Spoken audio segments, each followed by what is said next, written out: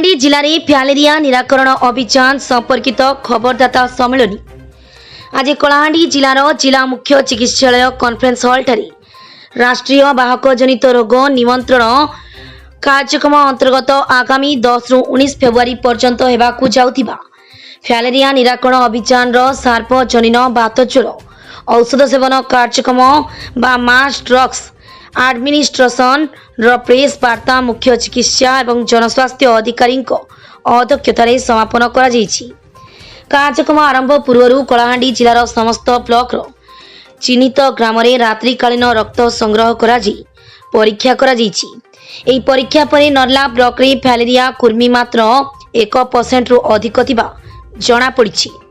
से कलाहांडी जिलार केवल नर्ला ब्लॉक को प्रथम थर सार्वजनीन बातज्वर औषध सेवन कार्यक्रम बा मास ड्रग्स एडमिनिस्ट्रेशन पाई राज्य सरकार पक्षरु चिन्हट कर बैठक में सीडीएमओ डॉक्टर रंजन मित्र अध्यक्षतार doctor Rakesh Sahu DPHO Shri Manoj Behera DIPRO doctor Nitish Das WHO प्रतिनिधि श्री भवानी साहू डीएमआरसीएच श्री निहार ठाकुर श्री शेख निसार वीवीडी विशेषज्ञ श्री संतोष पाग वीवीडी परामर्शदाता सह प्रेस और इलेक्ट्रॉनिक मीडिया सांबादिक बंधु उपस्थित थे। प्रेस वार्तार सांबादिक बंधु मानक विस्तृत फ्यालेरिया निराकरण अभियान सार्वजनीन बातज्वर औषध सेवन कार्यक्रम 10 रु 19 फेब्रुआरी 2023 विषय अवगत करागला जो सांबादिक बंधु मानक प्रश्नर सठिक उत्तर दि जाइथिला।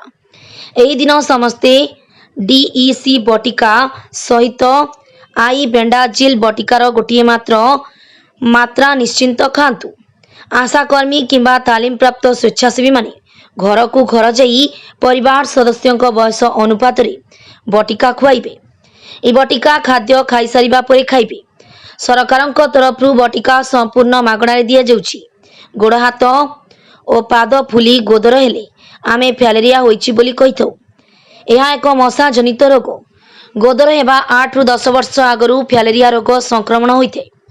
संक्रमित मशा कामुड़िबा द्वारा फ्यालेरिया परजीवी कीटाणु संक्रमित रोगी जनक देहरु अन्य जनक देहरु संक्रमित होइथे। गोड़ पाद हाथ आदि फुली जाए गोदर हुए। पुरुष मानक अंडकोश फुले याकू हाइड्रोसिल कहती। केतेक क्षेत्र में धड़ा परिस्रा मध्य हुए।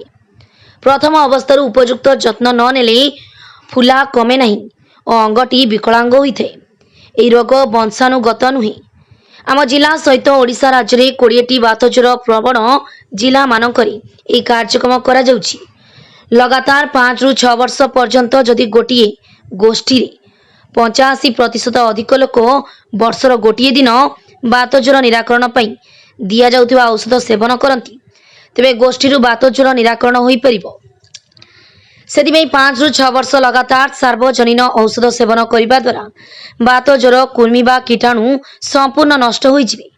केवल 2 वर्ष रु कम बयसर शिशु गर्भवती महिला एवं एही दिन धरी रोगरे पीड़ित थिबा लोकमानंकु छाड़ी अन्य समस्ते एही औषध सेवन करि परिबे। बयस अनुसार डीसी लबेनजोल बटिका दिया जाइथे। एथिपई नर्ला ब्लॉक रे औषध सेवन कराइबा पई 516टी टीम आशा दीदी अंगनवाड़ी दीदी एवं स्वेच्छासेवक 53 सुपरवाइजर एवं 2टी रैपिड रेस्पॉन्स टीम गठित करा जाइछि। जिला एवं ब्लॉक रे कंट्रोल रूम मध्य स्थापन करा जाइछि। कलाहांडी जिलारू आम प्रतिनिधि जगन्नाथ नायकों सह चतुर्भुज नायकों रिपोर्ट एके न्यूज।